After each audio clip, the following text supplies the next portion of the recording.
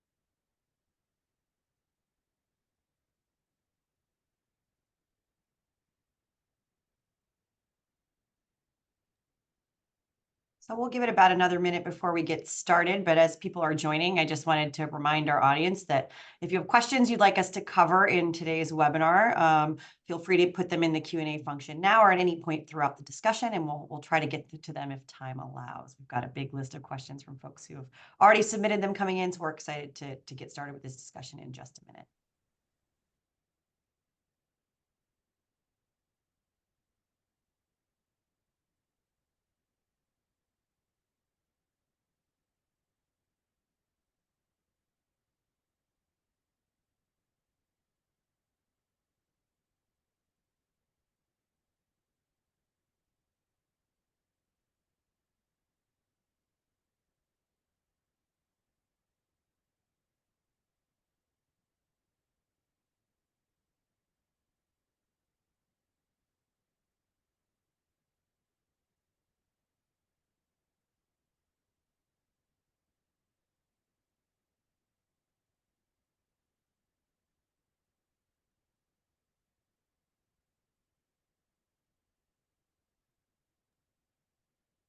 Okay, I think we're hitting critical mass here, so we'll go ahead and get started with our permitting focused webinar here, sponsored by Boundary Stone Partners. This is titled Pushing the Permitting Ball Forward, What's in the Manchin and Barrasso Package and Will It Pass? Which is some big questions after a big week of markups here. As some of you may know, I'm Emily Domenech. I'm a Senior Vice President here at Boundary Stone Partners, and I'm also the co-chair of the America Builds Coalition, which launched this week to try to support initiatives like these. A little bit about Boundary Stone. We're a climate change advisory and government affairs firm that's really focused on that intersection between technology, policy, and finance. We have a whole range of climate and clean energy clients, and are a special firm in DC because we've got a lot of really, really well-educated subject matter experts, including one of our panelists today. And we have a really good range of clients and partners who we work with, and we're able to pull them in for discussions like this looking ahead. Thank you again for joining us. Our team discussing this permitting bill today is going to be our Boundary Stone's very own Fatima Ahmad, who is a senior vice president here at Boundary Stone and served on the House Select Committee on the Climate Crisis and at the Department of Interior. We're also joined by James Hewett, who is the manager for U.S. policy and advocacy at Breakthrough Energy, and served at the American Council of Renewable Energy and at David Gardner and Associates, working on renewable energy in the past. We're excited to kind of get this group together to unpack this bill and figure out sort of what the big picture goals are and what the sort of prognosis is for this bill going forward. So I'll give a little bit of a lay of the land here. Our agenda slide is up here to sort of show what we'll cover. We'll talk about history a little bit. We'll talk about the Energy Permitting and Reform Act and what's included and sort of what are the pathways to passing this bill. And we'll have a little Q&A amongst our panelists to cover as many of the sort of big topics we've heard in the news in these past 2 weeks. Looking ahead to kind of lay of the land, as someone who's been working in the permitting reform space for a long time, it has certainly been a winding road, pun intended here.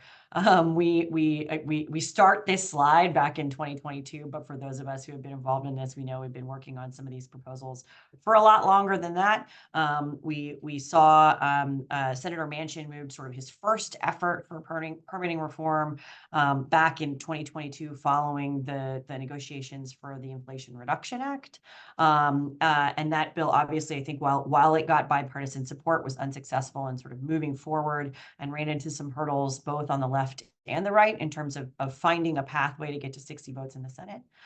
When we fast forward a little bit to this Congress, the big pieces of legislation that we've seen passed are back in March. The House passed H.R. 1, the Lower Energy Costs Act, which included a pretty robust permitting reform section, both through the inclusion of the Builder Act, which is a bill that's moved to the House in the past, and a number of provisions that are covered in one way, shape, or form in this new version of permitting reform when it comes to ensuring that there's reliable leasing, providing access for renewable energy on federal lands, and looking for opportunities to streamline that permitting process throughout the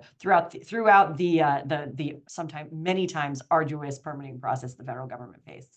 We have a number of other bills here that we'll talk about a little bit as we move on in our discussion that have been introduced going forward. But I think I would be remiss if I didn't spend a little bit of time on the Fiscal Responsibility Act negotiation, which led to the first reforms to NEPA in the past 40 years. That was, again, a bipartisan negotiation between House Republicans and the White House.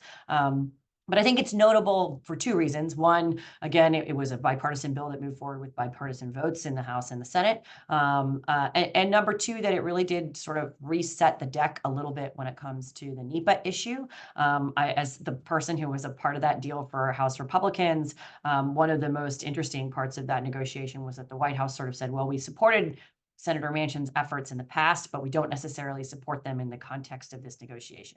I think that's an issue that we have to look at when we look at this latest effort by Senator Manchin. Where's the White House going to be? Where's the rest of the party? And is that a position we can really negotiate off of going forward? Heading into later on into this year, we obviously have the Energy Permitting Reform Act, which we'll talk about today. And we've heard quite a bit of talk on the House side about other various permitting reform efforts. Notably, I think Chairman Bruce Westerman on House Natural Resources and Congressman Scott Peters have been pretty vocal about their efforts to put together a bipartisan NEPA reform package, building on some of that language from H.R. 1. So I think we're going to keep having activity in this space. And it'll probably be a changing landscape through the end of the 118th Congress. With that, I kind of wanted to get into some of our discussion questions with our panelists here. So I'm going to start with you, Fatima. You've been involved in permitting reform efforts on the Democratic side for a long time in Congress and working with the NGO community. Can you talk a little bit about why permitting reform matters for implementing the IRA, and sort of what's the background on how we got here, why Chairman Manchin has really framed permitting reform as sort of that next step in climate policy? Yeah, thanks so much. That's great. And Emma, if you want to advance the slide, that would be great. I wanted to set the stage a little bit here. So we often talk about how the Inflation Reduction Act was the largest climate investment in U.S. history, but I like to focus on the impact. It was really transformational climate legislation. In the last couple of years, we have seen a historic clean energy boom all across America, creating hundreds of thousands of good-paying jobs. I have some stats I just want to share with you. Since the IRA passed, companies have announced $265 billion of new clean energy investments. And from an equity perspective, 75% of these investments have been in counties with lower household incomes, and 84% have been in counties with lower college graduation rates. Clean energy investment in traditional energy communities has doubled. And clean energy projects have created more than 313,000 jobs in nearly every state in the country. That's very exciting. And this is just a down payment on the transition to a clean energy economy. And our whole theory of change here is that if we send the right policy signals through the Inflation Reduction Act, through the investments in the bipartisan infrastructure law, through the CHIPS and Science Act, then the private sector can invest in and scale up climate solutions. That is, we are seeing in 2 years that theory of change is proving to be successful, but we need to continue to invest and scale up at a rate that meets the urgency of the climate crisis. So fundamentally, we have to build our way out of the climate crisis. We have to be able to build infrastructure faster. And we've seen some analysis already from 2 years ago that if we don't double the rate of transmission build out compared to historic levels, we could forfeit up to 2/3 of the climate benefits of the Inflation Reduction Act. And so to that end, the Inflation Reduction Act did have over $1 billion for environmental review, for permitting, for siting, to increase the capacity of the federal government and provide incentives for communities to approve the infrastructure. Now, since then, we have seen a tight labor market across the board. The federal government is still working on building capacity with the funds that Congress gave them. And I think there has been greater awareness of the need for additional reforms. So if we go back to that winding road slide, we talked a little bit about the Building America's Energy Security Act from the fall of 2022. And it did not get included in the National Defense Authorization Act because it was not able to secure enough votes. Now, for 60 votes, we would need bipartisan support. I think a lot of the press coverage focused on the divisions within the Democratic caucus, even though we never actually got 10 Republican senators. So in this Congress, the 119th Congress, there had been a lot of focus among congressional Democrats on building consensus. And so in the spring of 2023, the House Sustainable Energy and Environment Coalition developed a consensus bill. They released a discussion draft in the spring. It was finally introduced in December. It's called the Clean Electricity and Transmission Acceleration Act. And that had the support of the House Progressive Caucus, the New Dems, the entire House Democratic Caucus.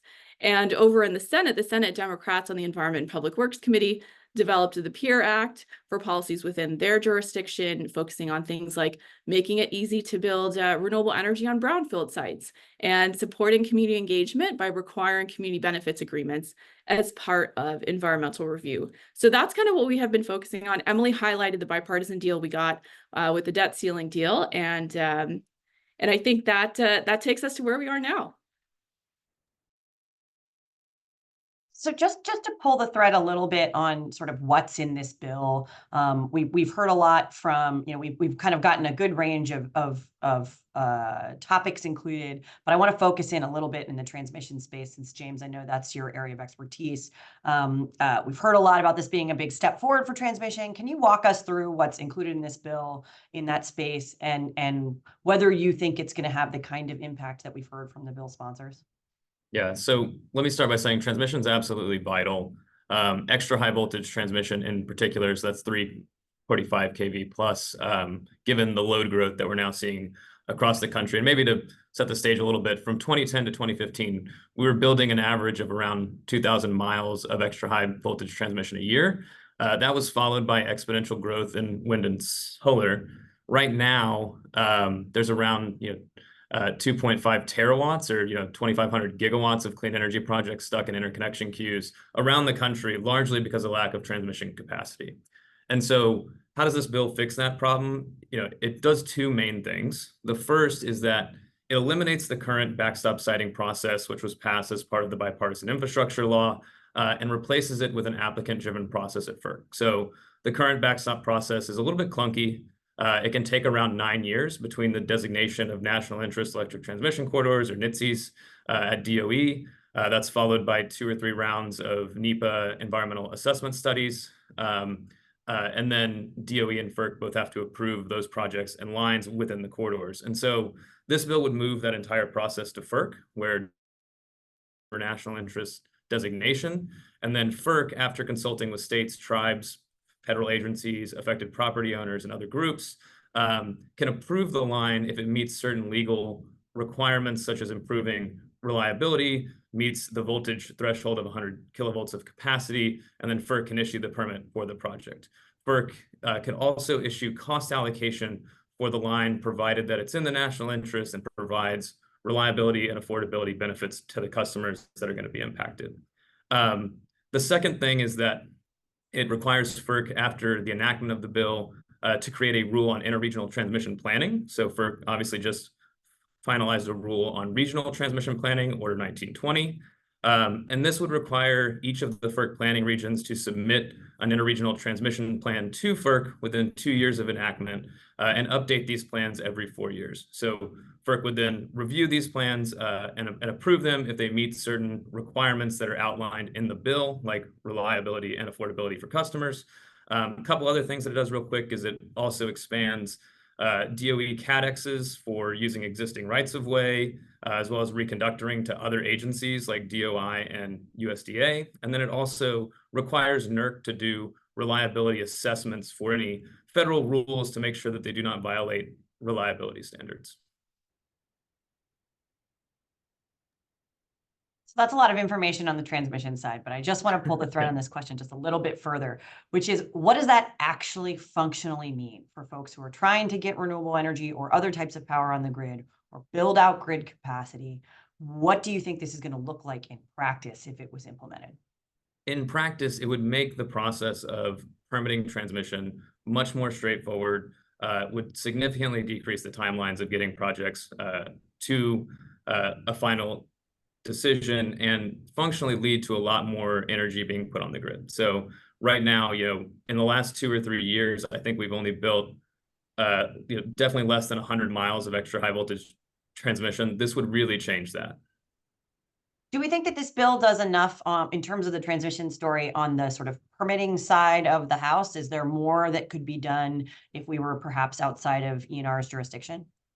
Yeah, I think there's certainly more that could be done if we were outside of ENR's jurisdiction. I do think the committee did a really good job of putting together a package that meets kind of the needs of what can be done within their jurisdiction. And so, this is a really good bill.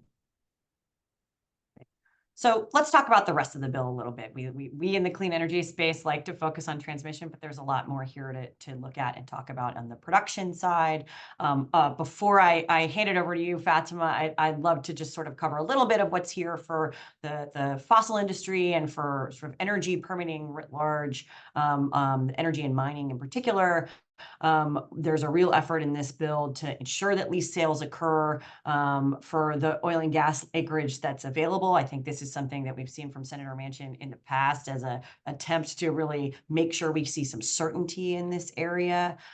There's a requirement that we see the Secretary of Interior go ahead and hold these leases so that they have at least one guaranteed lease going forward. I think that's a really critical piece of this. Another piece that I think has gotten a little press attention is the moving forward on the approval or denial of LNG export terminal requests. This is something that I think has very much been politicized in the big picture as are we going to approve LNG exports or not? And what does that look like for both the US and global climate goals? I think the goal here is, again, to take this out of the back and forth between the courts and set a real statutory direction from Congress in the LNG export space. And I think the other piece that I think is sort of relevant for a broad range of topics is this judicial review element, which again doesn't apply to NEPA, but looks at the mining and production laws that fall in the jurisdiction of ENR, looking to limit those sort of the kinds of legal challenges that tend to just endlessly delay project development. Fatima, can you give us a window a little bit into what's in this bill for renewable energy, particularly geothermal and clean energy on public lands, which I think, frankly, track really closely with what we see for oil and gas? Yeah, sure. The geothermal story is pretty exciting. So the geothermal energy provisions in the bill have major bipartisan support, and it's based on legislation that was led by Senator Heinrich from New Mexico, who's a Democrat, Senator Risch from Idaho, who's a Republican, Senator Lee, Republican from Utah, and Senator Cortez Masto, Democrat from Nevada. So you get like a broad range there of Western senators. And I just want to put this in the context of a lot of congressional attention recently, both in the House and the Senate on a bipartisan basis, focused on AI-driven load growth. We've seen hearings in both chambers. There was a Senate bipartisan AI task force roadmap that called out the need for access to energy. And geothermal could really help meet the need for 24/7 clean, firm electricity. So just recently in March, the Department of Energy put out the Pathways to Commercial Liftoff report for next generation geothermal. And they concluded that next generation geothermal energy could provide 90 gigawatts of clean, firm power by 2050. So that's some really exciting potential. To unlock that potential, public lands policies need to enable quick scaling of these projects. And so the geothermal leasing and permitting provisions in the bill are a big step forward. Current process has a lot of duplicative assessments. It's an opaque, prolonged process. It makes it hard to plan, finance, and build projects effectively. And so Section 208 has some critical improvements there. And it provides parity with oil and gas development, for which right now exploratory activities, they have a categorical exclusion.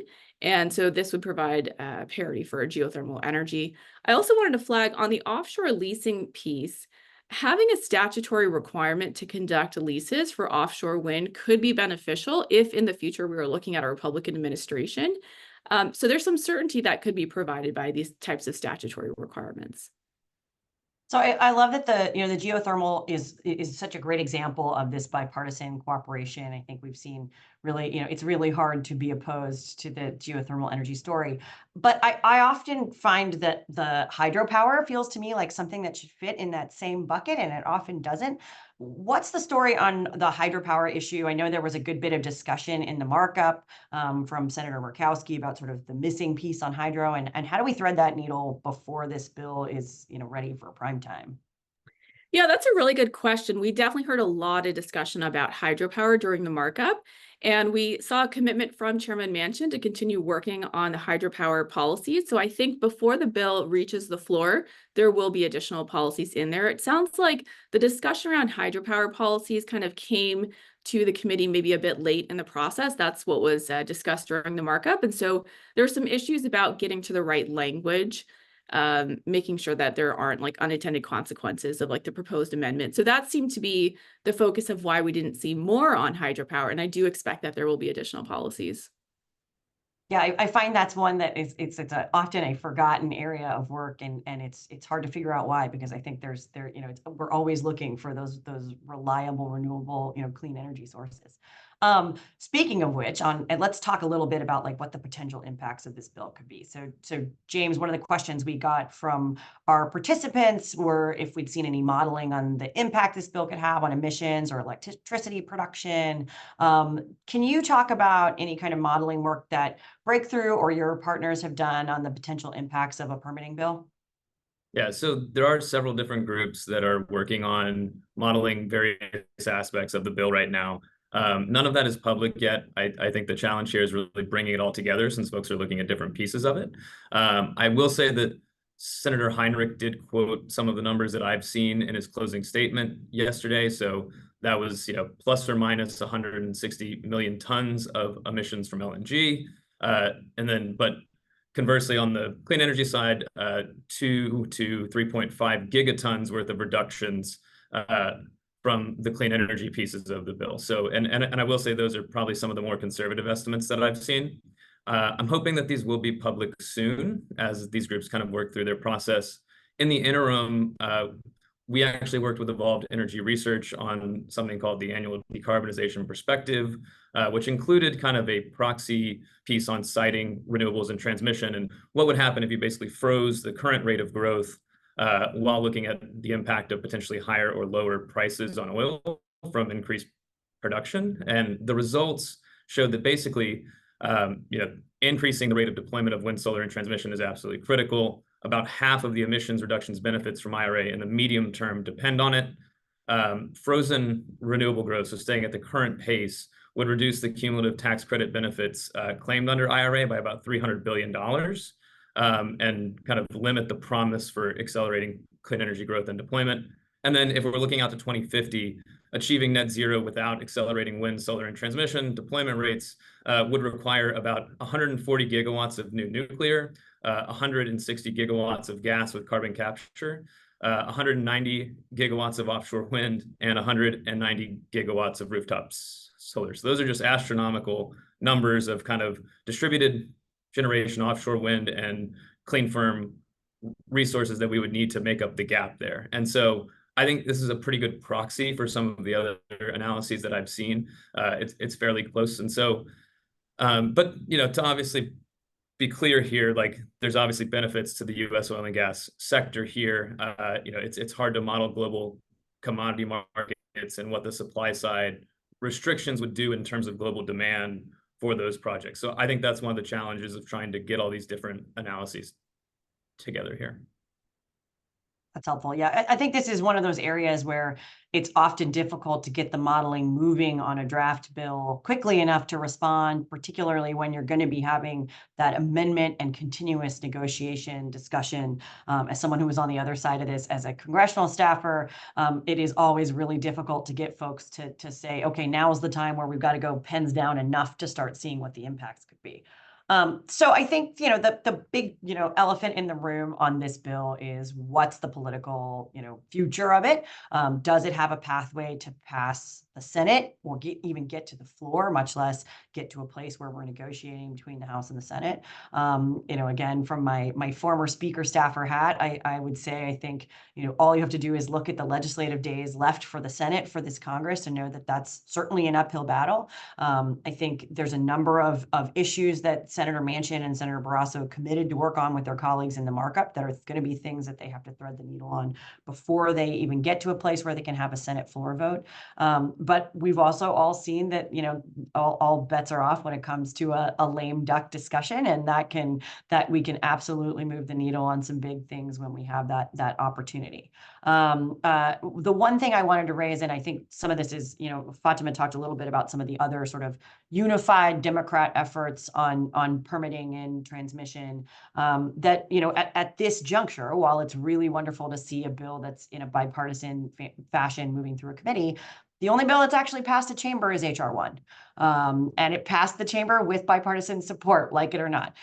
So that actually puts us in a position where we do have a product that's available for us to start conferencing if this bill is able to move through the Senate. We have a function to be able to do that from the House side. I'd also say that I think, a big hurdle for House Republicans, I expect, to this bill is going to be not necessarily what's in it, which I think both Senator Barrasso and Senator Manchin did a really good job of representing sort of balanced equities in this bill, but what's not in it because of how our jurisdictional divides work.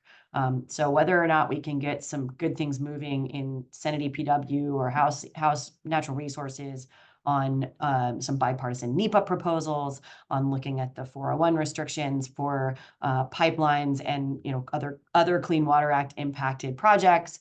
Those are, I think kind of the big questions on whether or not we can get together a package that covers enough of those issues where we can move something in the lame duck. I don't think it's impossible, but I do think it requires sort of movement in a couple of corners, and this is step one. So that's my take as a Republican, but I'd love to get Fatima and James's perspective. What's it going to take from your view to build Democrat support for this proposal? And maybe a follow-up question to that, is it going to take the White House leaning in a little bit on this issue? They've been pretty quiet on this bill, and I'd be curious to sort of see if you think that's critical for building that support. Yeah, so I would just start by, where we are. It just passed committee. We have to get to 60 votes in the Senate. A lot turns on what happens in the election. Some of us were just talking casually, and we think that, if there were a trifecta for either party, then you don't really have an incentive to cut a deal. So I think it's probably more likely if we have divided government, probably would be in like a year-end package. I think what would be necessary to build Democratic support in the Senate is to just put it in context, right? So we have an aging electric grid. We're having more and more climate fuel disasters.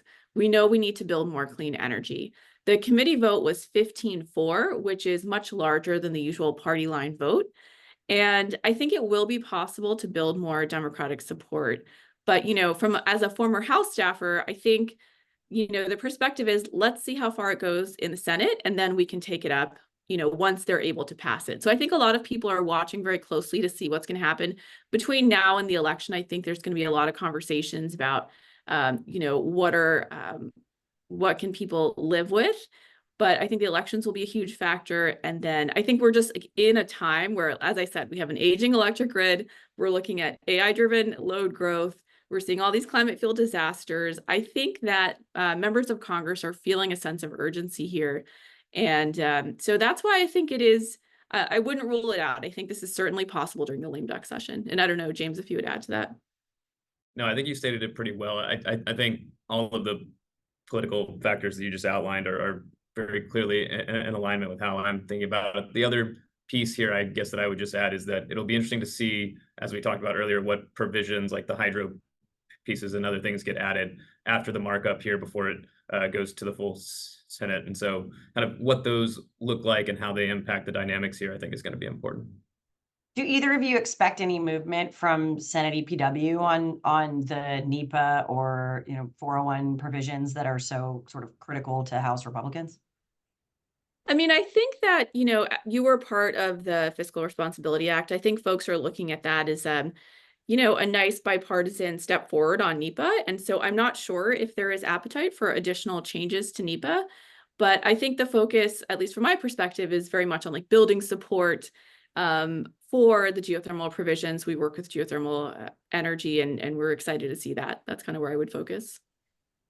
What Yeah, about I the would White say House? I Oh, don't sorry, go know. ahead. No, I was just saying that I don't know, but I mean, there have been some positive statements from the chair and ranking member in the press, and so I guess it depends on their appetite. What about the White House? And I want to press on this for just a second, because I think, we saw the White House come out really sort of publicly in favor of the Manchin bill, permitting bill last time around. We're not really seeing that this time around. Do you think that that is just a election year, keeping their powder dry kind of position, or is that based on sort of what's covered in this bill? I mean, I think there are elements of this bill that align with the administration's priorities, but I think, a lot of people, like we had been hearing about this Manchin Barrasso bill for a while.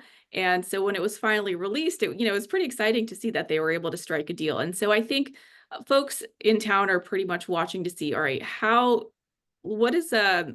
people starting to support this bill? They're watching to see the momentum. And I think it's pretty reasonable for them to kind of take that position and just sort of like take the temperature of the caucus, basically. Great. Okay, so James, let's talk a little bit about the outside world. What's breakthrough hearing from stakeholders, from the coalition groups you're a part of, from the investor community? Do you see them leaning in on this bill, and frankly, not just this bill, but the other permitting bills that are out in the ether? Is that something that you think has like elevated in that sort of Silicon Valley investor-based space that doesn't always like to pay attention to Washington? I think so. I mean, we're really happy to see a bipartisan effort on permitting reform. We obviously need to move much faster on building projects to hit our really ambitious climate targets. But like with all bills, the details here are complex and the trade-offs are real. So we need to do the best job we can to analyze the impacts, and that's why we're trying to do that. So right now, the best current models and like analysis that we've seen are showing that the emissions reduction from this bill would significantly outweigh the possible increased emissions from fossil fuel production. So we're working with our partners to kind of test those early results and see if we can get it right as we continue to move forward here. Okay, so let's move on the kind of go ahead. outside, yeah, no, and then on kind of the outside world, I have seen a lot of increased interest here. Really, especially from the load growth perspective, like how we meet those demands and those targets that Fatima laid out is going to be really important. Got it. Okay, so I want to move on to some of the questions that we've gotten from our webinar participants. I'm going to start with this one because it's an important one to me, because as Fatima mentioned, I'm a NEPA person. What are the impacts from this bill? What are there any impacts in this bill on NEPA? And if not, do you think that there is opportunity for further participation in that sort of bipartisan negotiation process? Do you think, you'll see Democrats be interested in what Scott Peters is trying to move on the House side? I guess I would say, like, during the markup, there were many amendments offered from both sides of the aisle, and a common refrain from both, mostly from the chairman, was that, some of these amendments, you can see why one side or the other would support them, but adding them in would like upset the balance of the bipartisan deal. And so I think looking ahead, like we have this core bipartisan deal. As I mentioned, the geothermal provisions were very bipartisan. The fact that it got out of committee on a 15-4 vote, like I think this is the core of the deal. I think there will be a lot of efforts from both sides to add provisions. And one of the things that people have to consider is like, would adding those proposed provisions upset the balance that they carefully struck? And I think that my sense right now is that people do view the amendments from the Fiscal Responsibility Act as a step forward, a success. And I think that is kind of where people are on progress on NEPA in this Congress. Yeah, I think that the challenge with the Fiscal Responsibility Act, as you and I have talked about, is I think we felt very positive about it after the bill was passed, and quite a bit less positive about it after the NEPA 2.0 rule was issued by the administration. And I think, frankly, I had a conversation with Scott Peters a few weeks ago where he was every bit, if not more, angry than some of the Republicans I talked to about that rulemaking, which is an interesting dynamic. So I think that's something that we'd be hard pressed to move past a committee discussion if we can't touch on that NEPA issue. So I'm hopeful that, you know, some of the, you know, frankly, the folks who are getting impacted in the CHIPS space and in the IRA space, who get stuck in that NEPA pipeline, will help us bring this up to sort of be a part of this bigger discussion. James, I got a fun one for you. Oh, go ahead, really Fatima. quickly on the CEQ piece. I mean, I think so. CEQ's job was definitely to implement the Fiscal Responsibility Act of 2023, and it was also to implement its existing authorities under NEPA. And I think they did a great job on that. And I think that, you know, like we can have like another conversation at some point, but I feel like they are doing a good job striking a balance between like making sure we're protecting communities and, you know, supporting the community engagement that is part of NEPA from the beginning. It's always been part of NEPA, and also making sure that we're doing things efficiently and, you know, we're modernizing the implementation process. Like they just came out with a report from CEQ on using digital tools in response to that e-NEPA provision. So anyway. Yeah, I wrote that provision with Garrett Graves, so I'm glad they're finally doing it. We'll have to do a whole other thing on the NEPA 2.0 rule, because I know you and I don't see eye to eye on it, and it could be a super fun discussion, which is like my favorite thing to do. Okay, so moving on to another spicy question. James, we had a question from our listeners that said, you know, there are quote unquote fossil industry giveaways in this bill. But, you know, my take on this is that if renewables are really more competitive and just need more transmission in order to get on the grid, why would that even matter? If they're really cheaper and better and faster, and the big hurdle is building transmission to get them on the grid, wouldn't the market favor renewables if we really double down on dealing with this transmission issue? Yeah, I mean, that is what the modeling is showing right now. And it comes to that constraint that I laid out earlier about, you know, looking at global commodity markets versus the impact here in the US. One of the things that I would add to that discussion, maybe we have two kind of big theories of change here at Breakthrough. One is energy is prosperity. And to do that, we need to deploy more clean energy faster, period. Two is getting green premiums for technologies down to zero, so that there is no premium to deploy them. The other thing that's really hard to model is if we are able to speed up the pace of deployment here in the US and get those green premiums for new technologies like geothermal and long duration energy storage down to zero, the impact that will actually have on middle income countries, on countries in the global South, really getting the cost premium of those technologies down will allow them to be deployed globally and help further reduce global emissions. That's another thing we can't model, but it is something we're very concerned about here. And so, you know, to answer your question directly, there's obviously trade-offs in any type of bipartisan legislation. And so, you know, is it a giveaway? I think that's really up to who's analyzing what piece here. But from how we're looking at it, you know, the data is trending towards that this is a really good thing. So I have a follow-up transmission question that just popped up in the chat that I kind of want to ask.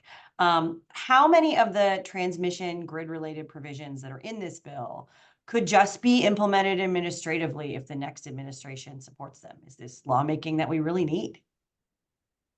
Yeah. So, I mean, the answer is that the backstop adjustment would have to be legislated. So that really couldn't be done administratively, because the current backstop provision actually was legislated as part of the bipartisan infrastructure law and was implemented in accordance with that law in FERC Order 1977 and through the DOE NHTSA designation process. So that would have to be legislated.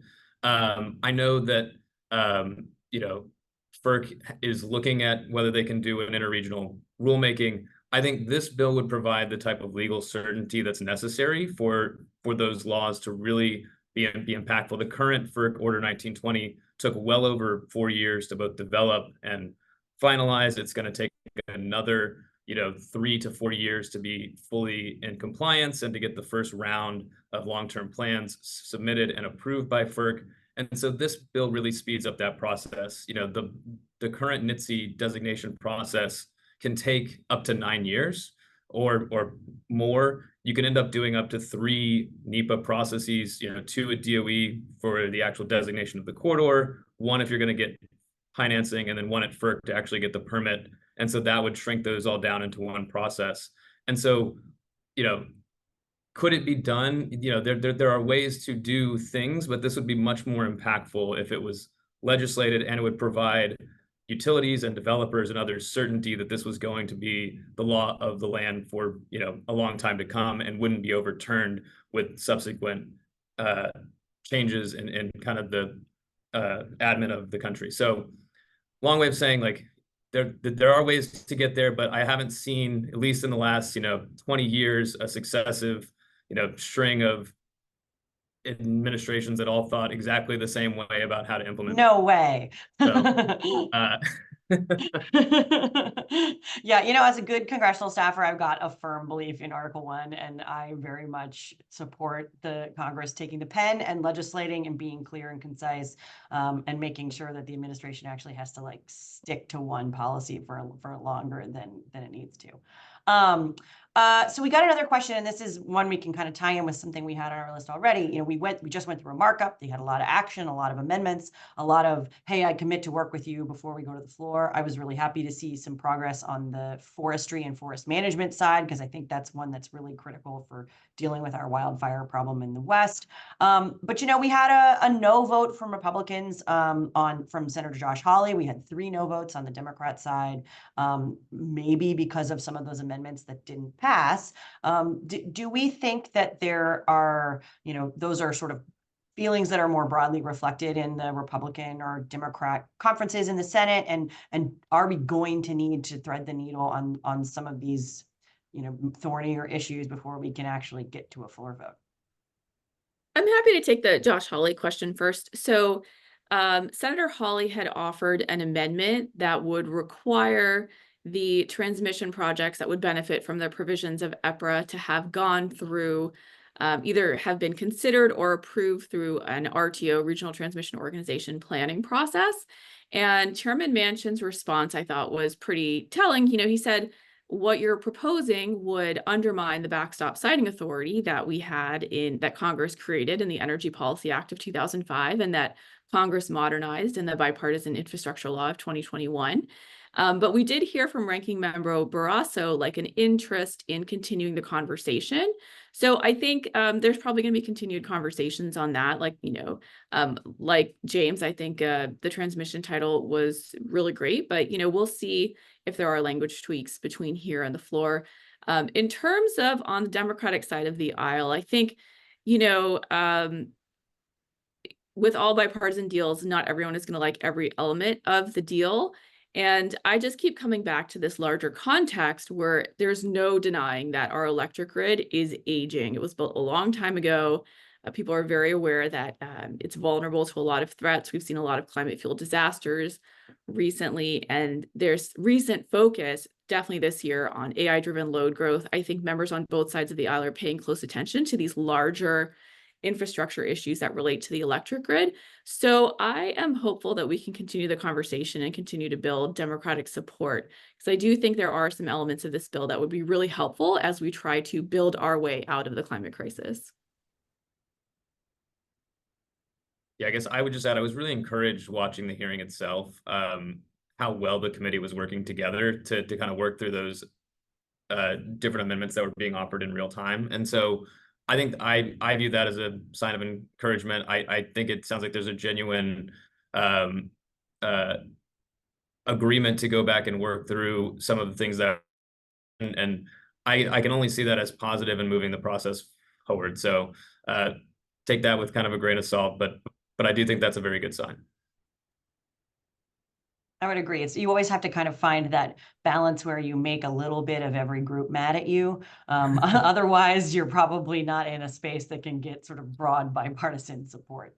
Let's see. Let me look at my list again. So I have one more question that I think I can clarify quickly, which is, does the fact that NEPA falls within EPW's jurisdiction necessarily mean that provisions like the statute of limitations provisions don't apply to NEPA? That is correct. This bill does not impact the statute of limitations for NEPA. However, a lot of those projects that are listed in this bill also go through other permitting processes that delay the process to get through various agencies. So while we're not touching NEPA in this bill, we are touching other things that you can be sued under and cause delays. So I don't know, Fatima, if you want to add anything to that, but I think it's an important clarification where we're still dealing with a statute of limitations issue.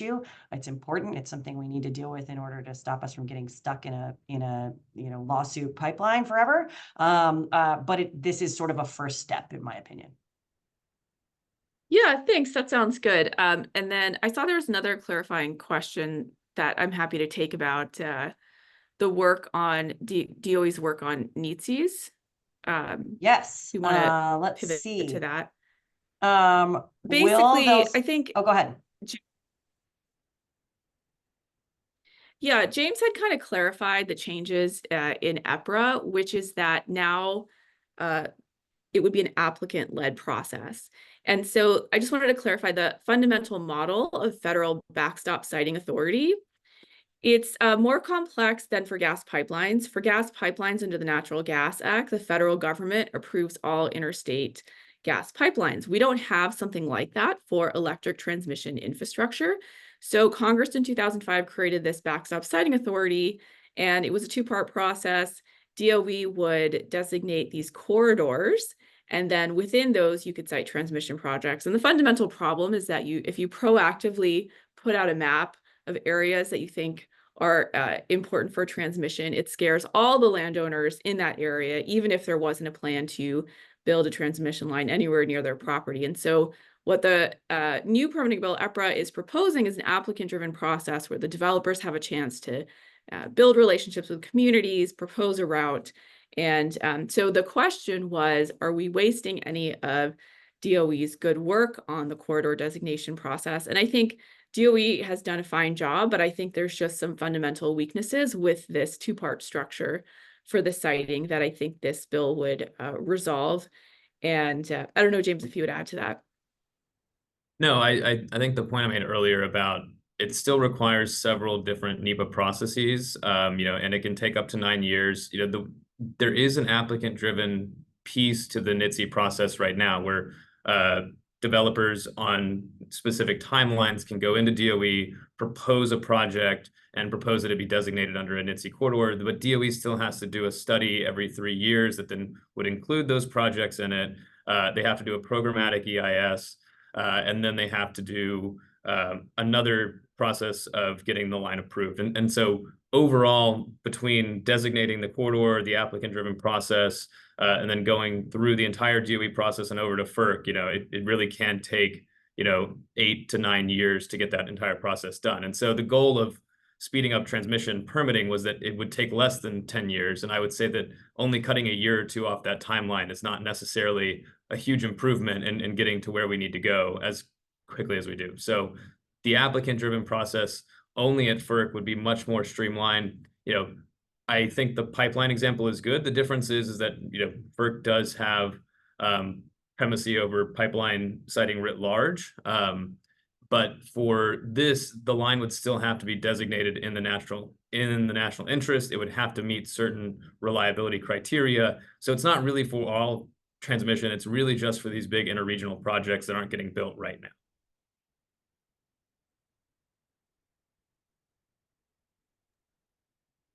Okay, so getting near kind of the end of our time here, we got another listener or viewer question. How is the transmission siting addressed in this bill relative to previous versions, and how does it overlap with those FERC orders that we've mentioned a handful of times throughout this discussion? Yeah, so I think we touched on it a little bit right there. It really is just a much more simplified process, and it really builds and I think aggregates a lot of the processes that were in previous bills, like the SITE Act and other legislation that have been proposed. That there's still a large community engagement piece. There's still engagement with the states, with affected landowners. So all of the kind of community engagement provisions that others have proposed are still there. It's really about moving the process to a single agency and an agency that's fundamentally structured to do infrastructure permitting. Right now, an interregional transmission project can really go through up to like 9 to 10 different federal agencies. And so having a lead agency that is structured to site and build these projects would be really helpful. The current process, you basically jump from agency to agency. And yes, under this administration, they did take some steps under the SITAP program to kind of put that under DOE's designation. But that process still requires approval and sign off and environmental impact assessments from each of the agencies. And so it's still a very cumbersome process compared to what's being proposed here. And I As will someone say, who has tried really hard to get that lead agency designation, something that is just like the same everywhere for every single type of project, I am so sympathetic and like appreciative of the effort to do that. I cannot understand for the life of me why it's something we haven't been able to move forward on, because it's just such a challenge. and I will also say FERC staff are incredibly respected and good at getting these projects done. They have a lot of the same environmental staff that work at other agencies. It really is just about trying to make sure that there's someone on point running the process and consulting with other agencies rather than cutting other agencies out of the process. Yeah, I just wanted to add, I think part of the question was also like, how does this relate to FERC order number 2023 from last year, which was about interconnection queue reform? And, I think there were folks who are, very concerned about the amount of clean energy and storage that is stuck in these interconnection queues. And they were hoping to see something like that in this bill. And I think what I would say to them is that I had worked on a bill on interconnection queue reform for my former boss, Kathy Castor of Tampa, Florida, with James in his prior capacity. And one of the concerns we had received to that bill was like, if you're just reforming the queue without fixing transmission planning and cost allocation, you're going to have queue explosion. There will just be like so many projects in the queue. And so what I hope is that, if this permitting bill crosses the finish line, we will address some of the interregional planning issues, the siting issues that will help us resolve some of the queue issues. So I just wanted to make that point about the relationship with what FERC did last year on interconnection queues. Yeah, and I think to add to your point, Fatima, is like, yes, the interconnection queue process itself needs to be fixed and updated. It was created for single, large scale centralized generators applying for, essentially 1 or 2 power plants a year to be connected to the grid. It wasn't made to interconnect projects kind of in bulk. But the fundamental underlying problem is a lack of grid capacity and figuring out how, the permitting and cost allocation of those network upgrades is going to work. And so the planning processes that are laid out here, obviously would take a few years to work, but would help solve the underlying problem of the interconnection queue itself.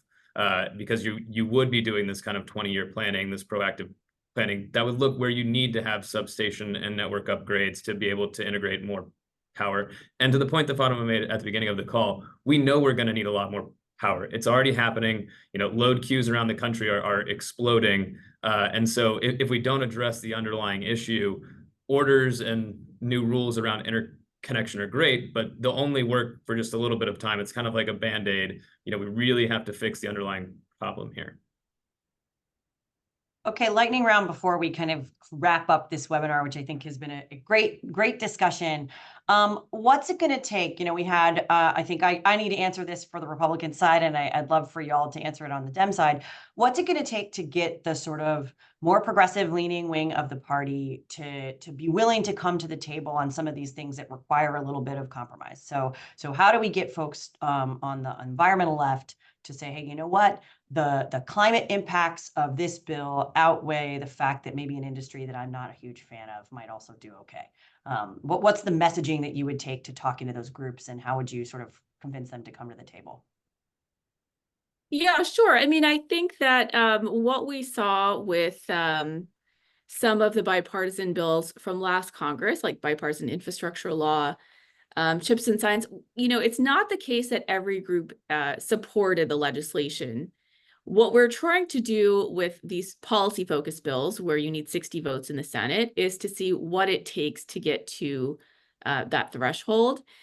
My fundamental belief is that we have to build our way out of the climate crisis. And, I keep mentioning the fact that we have this aging electric grid. We know there's going to be AI-driven load growth. And AI is not just an issue of do we have enough energy? Can we maintain our American economic competitiveness in this important sector, which is important for national security?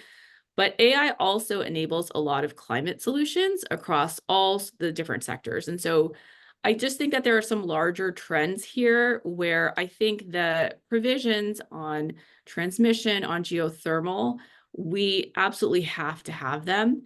And so I'm very sensitive to the coalition dynamics. Like what I did on the House Select Committee on the Climate Crisis was help build the coalition so that when President Biden, took over the White House and we had both chambers of Congress, we were able to get to the Build Back Better Act in a year. There's a lot of coalition work. A lot of trust has been built up among all of the folks on the Dem side of the aisle. So I'm very cognizant of the fact that we need to hear everyone else's perspectives, and we need to have honest conversations.